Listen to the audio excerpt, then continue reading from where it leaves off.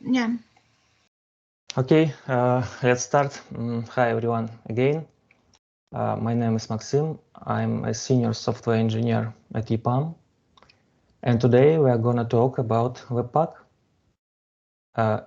If you have any questions during the session, you can ask in the chat and we will try to answer at the end. And today, as I said, we're going to talk about Webpack. We will consider what Webpack is, its feature and advantages, what problem does Webpack solve. We will consider also Webpack's configuration. We will know about Webpack's alternatives, and we will dive into Webpack trying to have practice with it. So let's start. What is Webpack? First of all, I'd like to say that the current major version of Webpack is 5, and we're considering this version today. And according to the docs, Webpack is a static module bundler for modern JavaScript application. Webpack runs through all the code and its dependencies, starting from entry point and joins them into bundle. So again, static module bundler.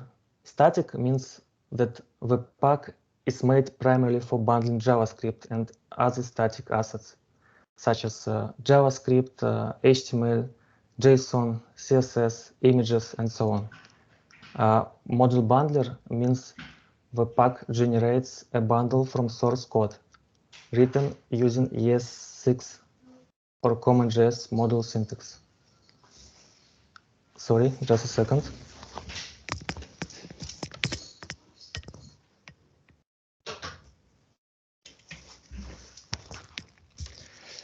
Yes, sorry.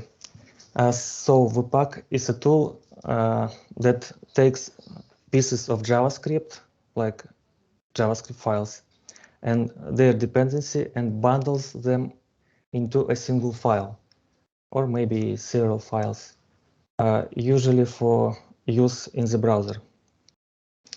And I'd like to draw your attention to Webpack documentation, which is available on webpack.js.org. So you can take a look at the docs, and I even recommend you to get acquainted with the docs. Okay, and how Webpack works. This image from the official documentation, it represents in a simplified way how Webpack works. There are two main stages of bundling: dependency resolution and packing. So starting from entry point, such as index.js or main.js, which we specified in Webpack config, the goal of dependency resolution is to look for all the dependencies of source code and construct a graph, usually named dependency graph. And that dependency graph consists of modules that your web application is needed for working correctly. After this step, after dependency resolution, Webpack can pack or convert this dependency graph into a single file, which can be used by application. And importantly, with Webpack, you can use the most modern JavaScript with the latest syntax, and Webpack can transform your code using special loaders to compatible and supported code for all the browsers, including old versions. Again, you write your code using, for example, ES6, ES7, or the latest ECMAScript version, and Webpack processes your code and transforms it to, for example, ES5 syntax, which is supported by many browsers. And next slide, it's about advantages of Webpack. Why should we use Webpack and what problem does this tool solve? Of course, you can avoid using Webpack and bundle your application on your own. But such a tool like Webpack fairly simplifies application bundling. So developers can focus on business logic development. And first of all, Webpack helps bundle JavaScript and static assets. To illustrate this, imagine you are building a web application which is made up of multiple JavaScript files. For example, you have 5 JavaScript files, like in the top image, and each file requires a separate HTTP request, and it means that that's 5 different requests in order to get your application started. So maybe it would be better and easier if we can combine all the 5 files into only one, like this in the bottom image. And Webpack definitely does it for us. Okay. Additionally, Webpack helps manage the dependency relationship and load your assets in dependency order. When we try to add multiple scripts to HTML, the following challenges appear. How do we maintain the order of the files? How do we prevent naming conflicts between files? How do we define any unused files within our bundle and remove it? All of this can be solved if we know the relationship amongst each file. And using modules provides a natural way to specify a relationship between files and allows Webpack to bundle our application efficiently. But to help Webpack organize its work the most efficiently, it's better to use such a type of module system like ES modules that have been introduced in ECMAScript 6. And here in the image, you can see examples of using such module systems. Firstly, CommonJS. It's more preferred for Node.js. And second, it's like ES modules, which is standard in modern JavaScript. And next one is using loaders. Webpack can transpile code with the latest features to ECMAScript 5 syntax to enable all browser support. You remember ECMAScript 5 features. 5 version is a version that supported by almost all the platform browsers. So usually when developers want to support or want to provide application to such users that use, for example, Internet Explorer, they set target to ECMAScript 5. So in the picture on the left side, you can see that we are using spread operator, the nullish operator, and arrow function. All browsers don't support this syntax. So we need to transform this to modern code, which is compatible with old version browsers. And it can be done using Webpack, for instance, using Babel loader, which can be connected to Webpack. So it allows us to transform syntax. I mean, Babel allows to transform syntax and polyfill features that are missing in target environment. And after transforming, you can see that in the left side, for example, spread operator was transformed to concat. Arrow function was transferred to usual JavaScript function. So again, using Webpack with loaders allows us to write our code using the latest syntax, which means we master our skills continually and keep up with modern JavaScript. Okay, next advantages is Webpack improves developers' experience running dev server and watching for changes. Webpack allows developers to run a local development server to watch for changes in the process of development and update the page automatically, so-called live reload. Next one, it's code minification and obfuscation. Using plugins, Webpack minifies our code in production mode to reduce bundle size and speed up loading application. Here in the picture, you can see Webpack transform our code to an unclear mess of code that is obviously not for humans. But anyway, it allows us to save bundle size. And if we talk about code obfuscation, during this process, code is taken and made difficult for reading, for attackers, for example.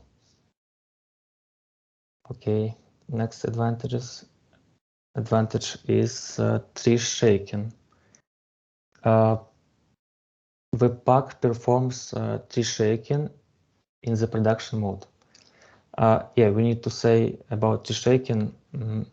It's a term commonly used in the JavaScript context for removal of dead code. It means for removal of unused code. It relies on the static structure of ES6 module syntax, import and export statements. So tree shaking usually works fine with ES6 modules, again, which are static. So the tree shaking feature allows us to get rid of unused code. Next one, Webpack enables micro frontend approach.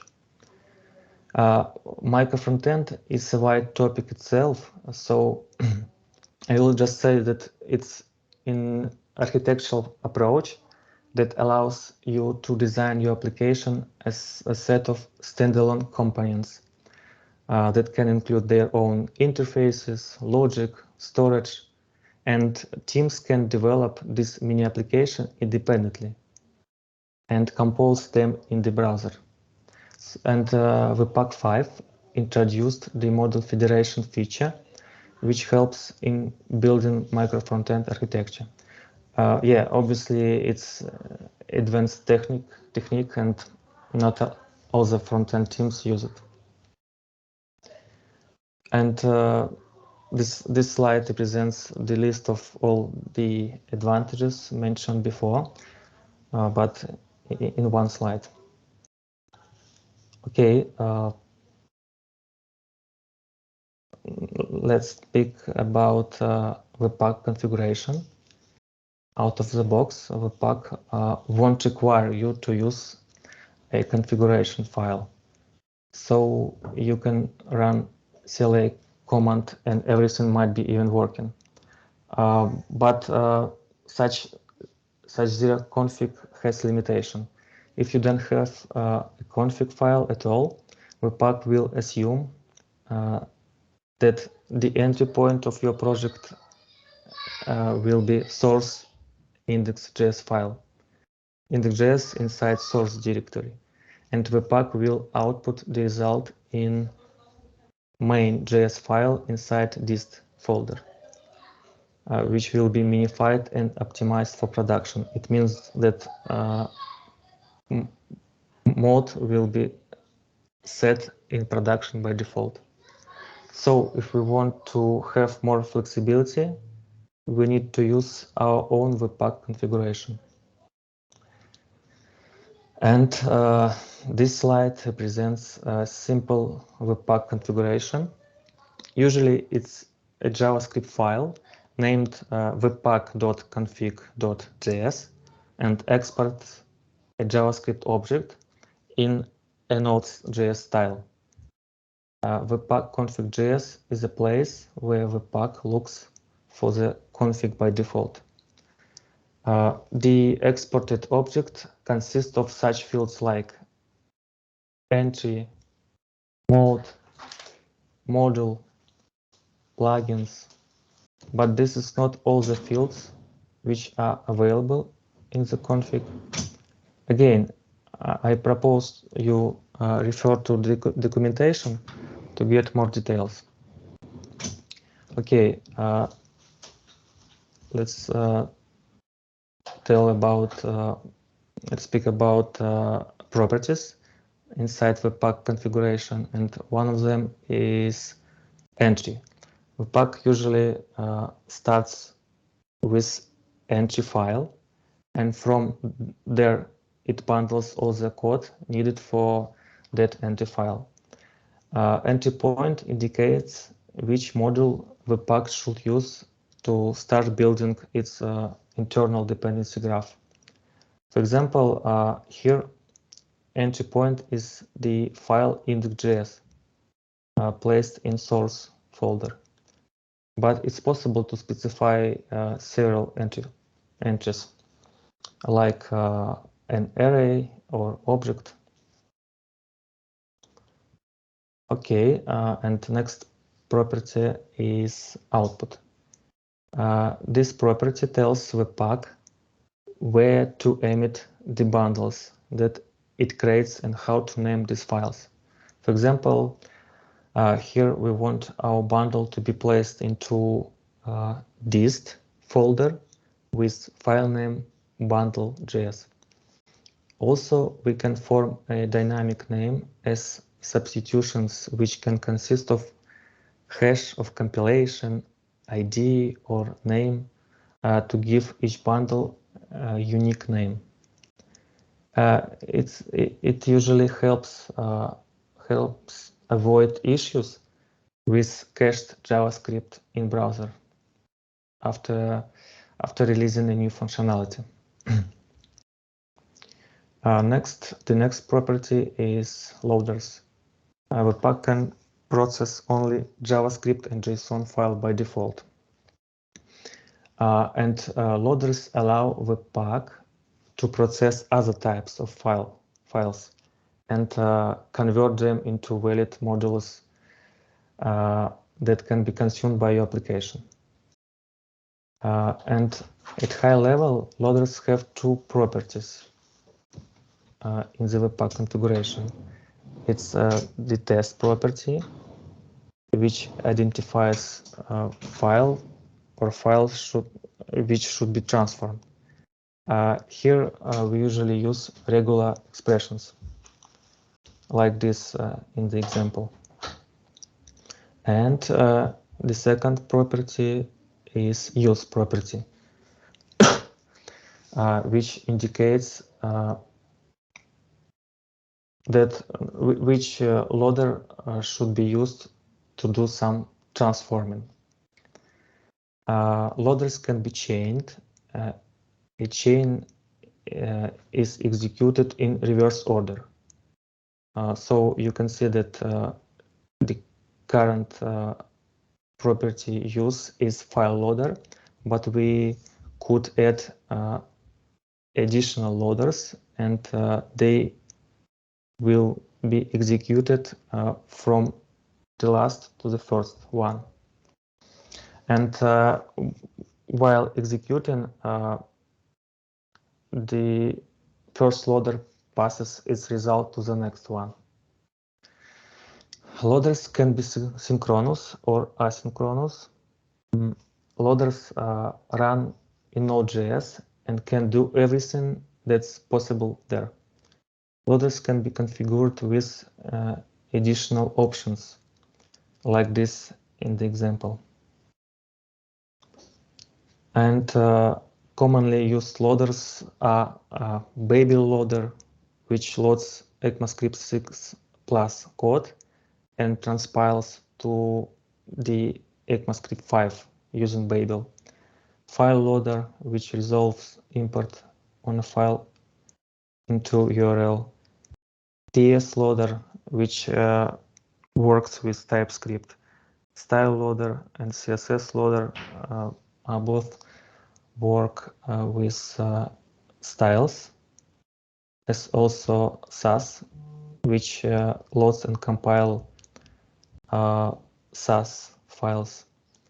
And additionally, post-CSS loader,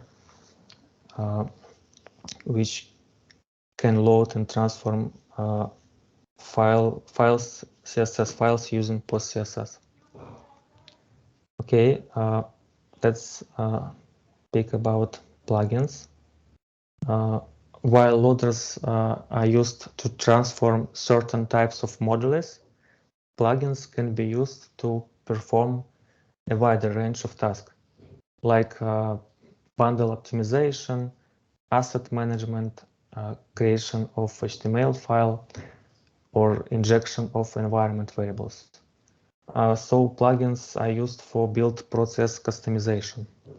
And commonly used plugins are HTML Webpack plugin, which creates HTML file automatically, Mini CSS extract plugin, Cursor Webpack plugin, Bundle Analyzer plugin. By the way, we'll talk about the last one today. Okay, the next property is mode. By setting the mode parameter to development or to production, you can enable Webpack's built-in optimization that correspond to each environment. The default value is production. So if we don't define mode param, Webpack will assume that mode is production.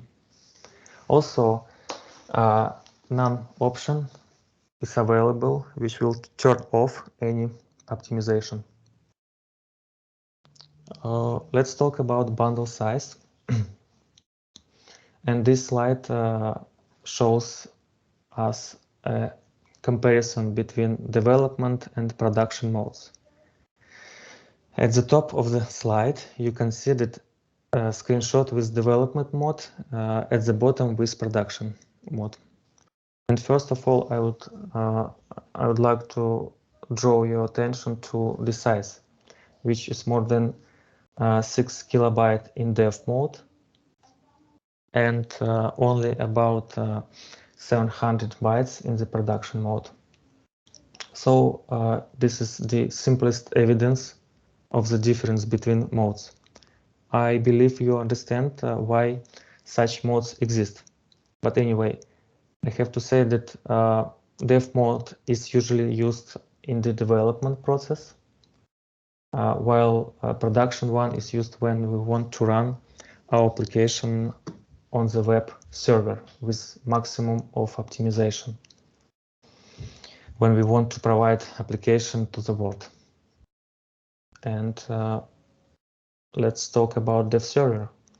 Webpack configuration allows us to configure dev server, which is usual Node.js server to serve a bundle. It can be used to quickly develop an application and provides a live reload feature. It can be configured through a set of options in the configuration of Webpack. To use dev server, we need to install additionally npm package named Webpack dev server. Okay, in order to install Webpack, we should run npm i-d command with packages. Packages are Webpack CLI, and additionally, if we want to develop our application locally, Webpack dev server. Before we can initialize packages on file using npm init-y command. Okay, and how we can use this? We can add a new script to the package.json like this to run Webpack through npm scripts. This is considered a good practice, but we can also run a Webpack command directly in the console. So after adding a new script to the package.json, we can just run in the console command like npm run build, and Webpack will emit output files to the corresponding folder. We will look at this in practice later. Alternatives. I believe it is worth mentioning other bundles which can be used instead of Webpack. I would highlight such bundles like Rollup, Parcel, and ESBuild. You can go to the corresponding sites of these bundlers and check them on your own. And just leaving here the link to the Webpack site so we can go further and dive into Webpack. And now I would like to proceed with practice. We are going to consider a small Webpack configuration and compare development and production mode as well. Okay, just a second.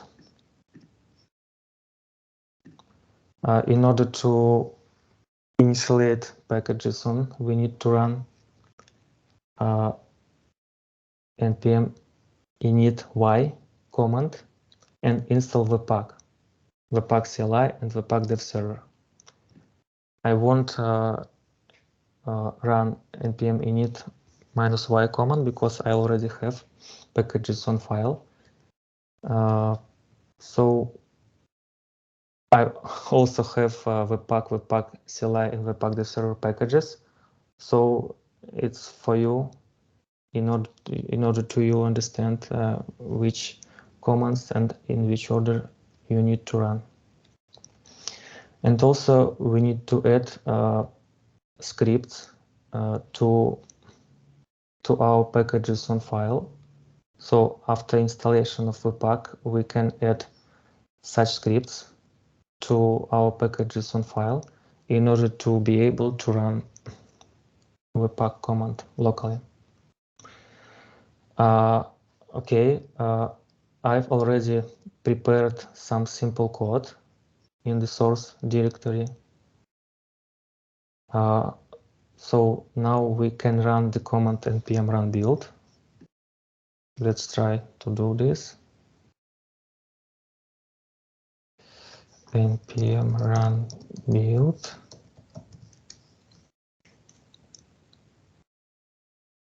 Okay, and after that, we can see that this folder appeared inside our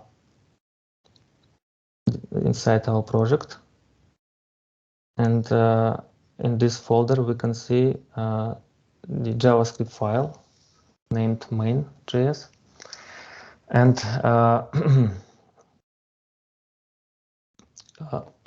let's take a look at JavaScript file. You can see that it seems like minified because we ran our build in production mode. Frankly speaking, we didn't specify mode because you can see that npm run build we run Webpack without mode. And in this case, Webpack set production mode by default. Now let's run build in the development mode. So in order to run in development mode, we need to run this command, npm run build dev. So let's npm run build dev. And let's check our folder. And now you can see that we have not minified JavaScript with a lot of unclear stuff. And obviously this version takes much more size than the minified one. Yeah. Next, let's have a look at Webpack configuration and try to update it to customize the process. In order to run our application, let's add a new plugin which will create an index.html file automatically and inject into this file our bundles as script. For this, we need to install HTML Webpack plugin like this HTML Webpack plugin. So we need to run npm I HTML Webpack plugin. We can add -d here. I already have this file, this package, so I won't run this command, but you can. And for this, we need to install, yeah, we already installed, and we need to update our Webpack configuration. So we need to add this package like HTML Webpack plugin and add this plugin in our list of plugins like this. So I just uncomment this line in order to specify this plugin as one of the plugins. So let's rebuild our application here.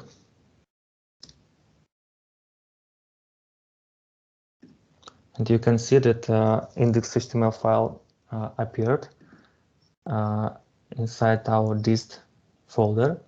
And additionally, we can see that this index.html file has injected script with main.js file like this. So as you can see, Webpack injected JavaScript file, I mean script tag inside HTML automatically. So we can even run this HTML file like this, and you can see that everything is work. Yeah, but of course we don't want to run this index.html file like this because we would like to get live reload feature. So let's try to add Webpack dev server.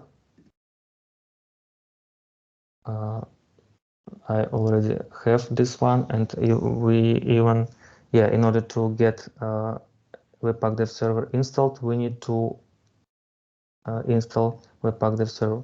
I already had this one, so in order to run our application locally, we need to add new command to package.json like this, Webpack serve with mode. And I already have this command, so let's try to run start. Okay, it seems Webpack compiled file successfully. So let's check localhost. Yeah. Now you can see that we can run our application using Webpack dev server. and live reloaded is. Let's check this. In order to check this, we need to update our, for example, here you can see just hello header. Let's update hello Webpack, for example. Webpack. Yeah, you can see that our application is reloaded automatically. And that's cool. Now we can develop our application. Perfect. Let's add the possibility to import images to our JavaScript file. To get this done, we need to install a new package, which is called file loader. So let's try to clarify. So we need to run this command npm i-d file loader. Again, I have already this package installed, so I won't run this command. Okay, and additionally, we need to update Webpack configuration. For example, we need to uncomment this one. Yeah, it means we will use file loader, which will load images such as PNG, JPEG, GIF, SVG files, so we can try do it. For example, I prepared Webpack image. I just uncomment this import. So we are importing image from assets image. Let's try. Yeah, like this. And then I will uncomment these lines in order to add this image to the page. Let's see. I suppose we need to, yeah, because we didn't have this loader in our configuration, we need to rebuild our application. Let's try to run again.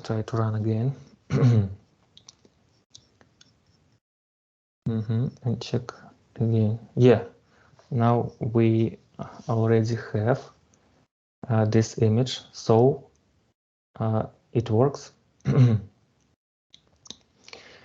Okay, and what if we want to stylize our application using CSS?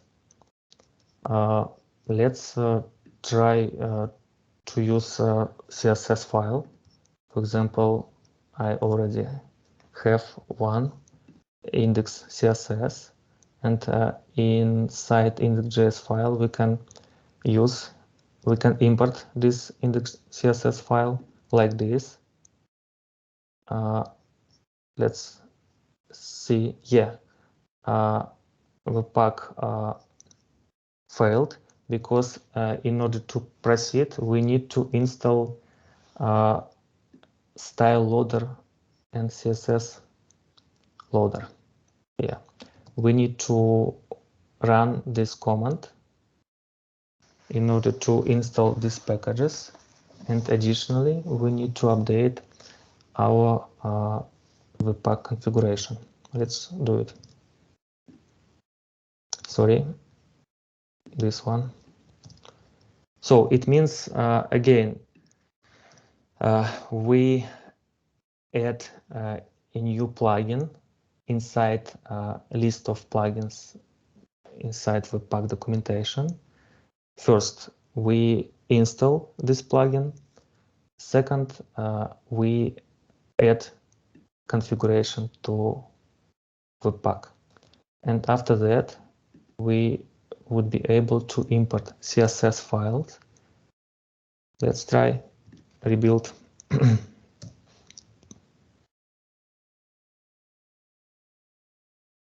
Yeah, you can see that we would like to change border of image. Yes, we have new border. And also we would like to change color for header. Yeah, now we have another color, so it works perfect.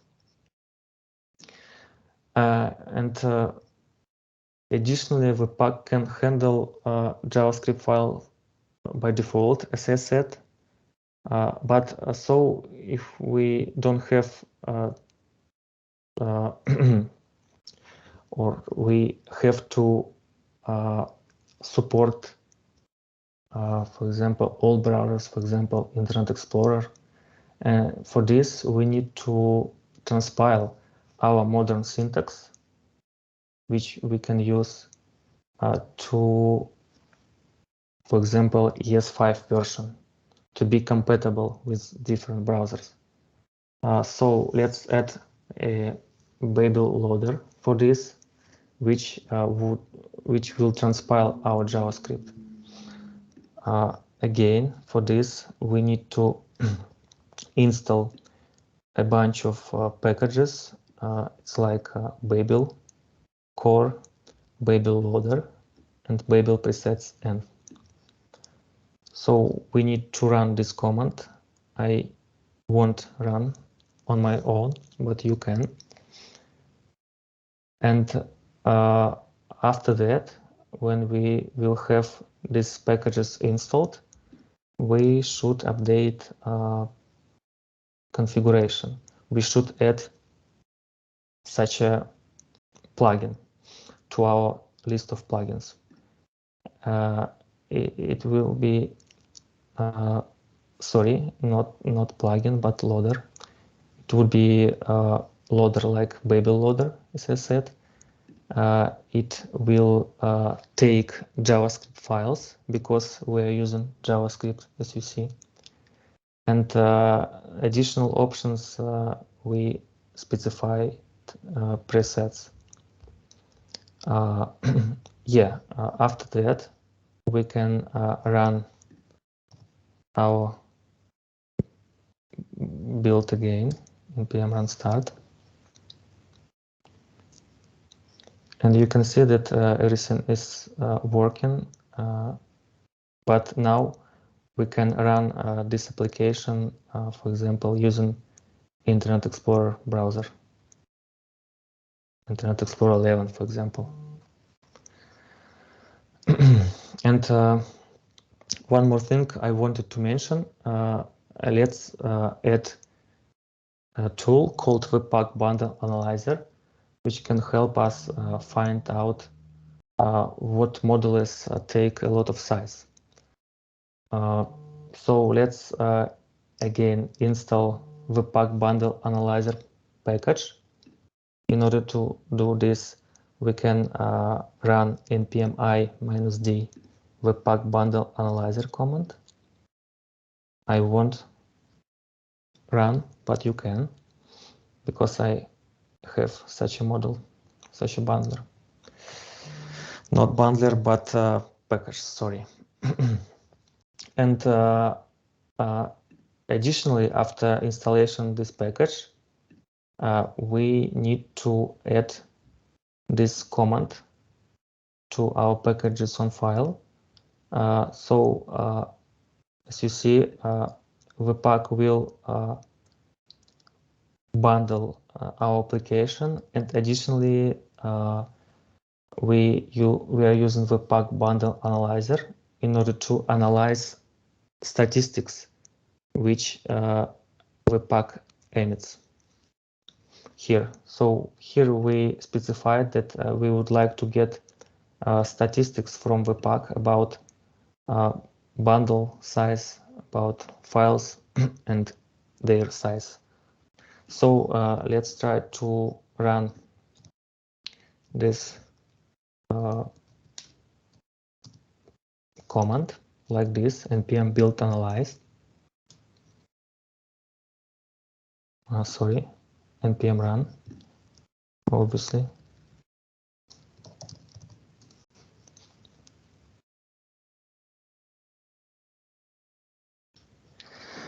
Yeah, and you can see that our bundle size is 500, even more, 500 kilobytes. But we just use the only one function inside our application, like this. We use util function, which goes from util files, and it just a second, util. Yeah, we only use getTail function, this one, which goes from loaders library. And somehow, some way, this our bundle size is so huge. Let's try to dive into it. And if we Google this problem, we will be able to fix it by changing impers like this. So we comment this line and uncomment this one. And after that, let's run analyze again. You remember that previous size, yeah, it's like more than 500 kilobytes. And here we have 11 kilobytes. So that's pretty cool. So as we convinced, Webpack bundle analyzer can be useful for developers to analyze bundle size, dependencies, and define some edge cases in order to improve performance optimization. So have a look at this package when you meet a problem with bundle size. And I suppose that's all I wanted to say today. Thank you for joining, and if you have any questions, please ask. I wrote in chat. Okay, let's try to dive into it. Just a second.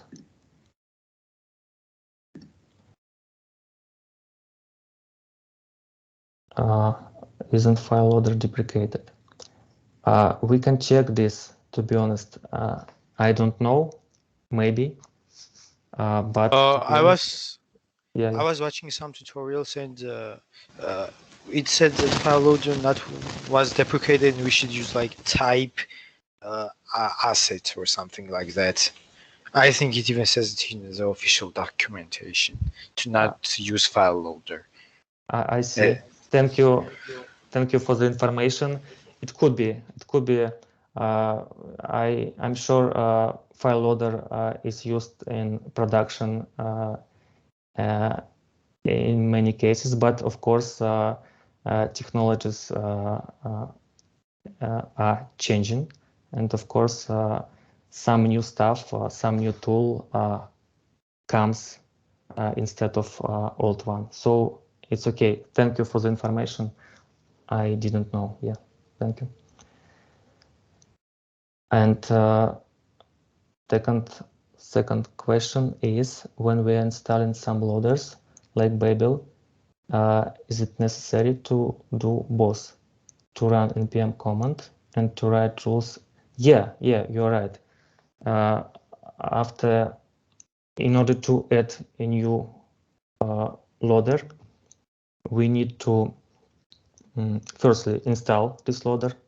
For example, for our case, we install, for example, file loader or style loader. And additionally, after installation, we need to update our Webpack configuration, of course, in order to include our new loader to list of loaders. Yeah, definitely. I suppose I answered this question. If not, please let me know.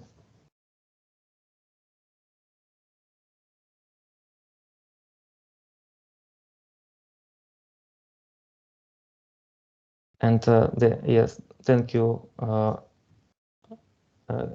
Georgi, thank you for the information. I will have a look at file loader, and I suppose I will need to update my presentation. Yeah, thank you again.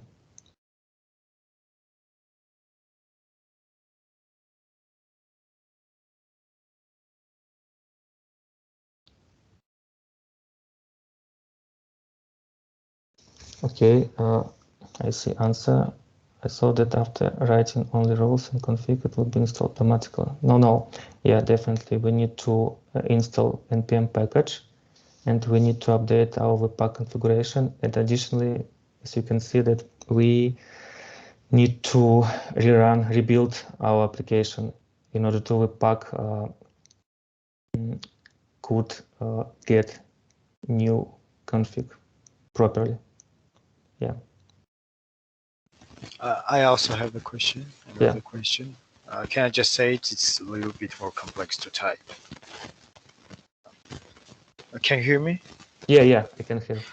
So basically, I was reading this library documentation it was called Lead, right? It's kind of a web component library, and what they recommended is to serve modern JavaScript to modern browsers or newer versions of browsers, because in that case it would just be faster and less error prone. And now I'm wondering this, right? In a Webpack, how would you approach that? Like generate older browser code for older browsers and generate newer ES6 for newer browsers. How would you approach that in practice? Okay, thank you for the answer. As I understand, you are using or you heard about Lit library, yes or Yes. no? Okay, it's Exactly. like, yeah, under hood, this library uses web components. And yeah, Yes. the old browsers don't support web components properly, so we need to polyfill for such cases. So we need to understand, don't do we have to support these browsers and provide polyfills if we do. And what about Webpack configuration? You mean how we can divide inside configuration, divide approach in order to provide approaches for support all browsers and for this approach when we don't have to support, or Yeah, it divides, for example, generate ES5 code for older browsers and generate ES6 code as well in a different folder, I guess, for newer browsers. How is it approached in practice? Do we have a separate Webpack config file, or how does it work? okay, I suppose we could have several outputs. For example, I mentioned today rollup bundler, which definitely allow to specify several outputs. One of them emits, for example, ECMAScript version of JavaScript, and one of them, for example, can emit CommonJS version or version which is supported by all browsers. So I suppose Isn't CommonJS about Node.js when we talk about CommonJS? yeah. Like When we are talking about CommonJS, it's not only about web browsers. Node.js. Yeah, it's also, for example, some npm packages can be written by CommonJS, but we would like to use this package inside front end, inside Oh, okay. browser. So we can install this package and Webpack will properly, or loader, special loader will properly inject this code in our code base, in our bundle. So it's okay to have a common J. It's not desired, to be honest, because it has some caveats. Problem with tree shaking, but it could be, yeah. So as I said, if you want to emit version for ECMAScript for modern browsers and for all browsers, I would say you need to think about several outputs. So it can be written in a single config file, yes? I don't remember I did it, but yeah, I would say it I could mean, be. more obvious stuff would be to use like write two different Webpack configs and just put it in npm to Oh, use no. this config in ES5 for choose I, this config for ES6. I would propose to use one config. Oh, so that is possible, yes. Yeah. Okay, thank you. I also have another question. Yeah. Can it produce gzipped JavaScript or broadly compressed JavaScript? You mean whether Webpack emit gzip files? Gzip compressed JavaScript. So Yeah, I it can. suppose it's possible through plugins. It's possible. To be honest, I didn't dive into it, but as I understood, using plugins, we can do everything with our files. So it's possible, I suppose, with using plugins. Yeah. Yeah. Okay. Thank you.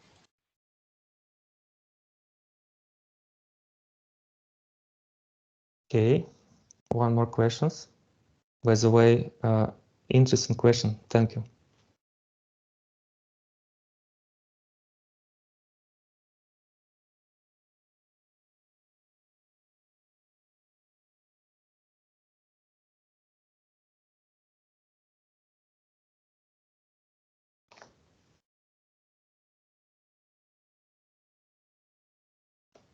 Okay, if no more question, we can finish, if you don't mind, of course.